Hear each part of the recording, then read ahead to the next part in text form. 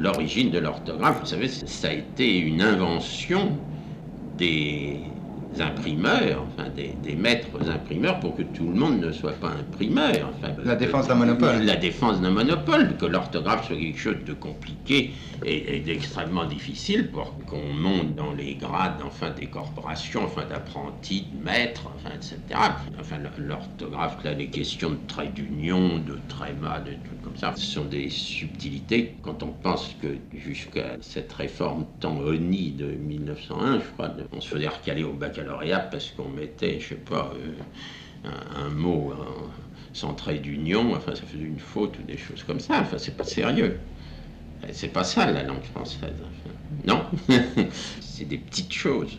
En s'obstinant à défendre comme ça la place du tréma sur le ou lu, enfin, ou des niaiseries comme ça, tout d'un coup, il faut bien constater que la langue parlée est totalement différente de la langue écrite. Et c'est très notable en français. Ce qui est intéressant de constater, c'est qu'en anglais, ça ne s'est pas passé comme ça, alors que l'anglais a aussi une orthographe, enfin une orthographe qui est encore beaucoup plus extravagante, hein, que celle du français. Et ce qui est très notable, c'est que les savants, les érudits, les historiens écrivent un anglais qui est l'anglais de tout le monde. Enfin, tandis qu'en français, on est encore obligé, quand il s'agit de science ou d'histoire, d'écrire un langage un peu comparé.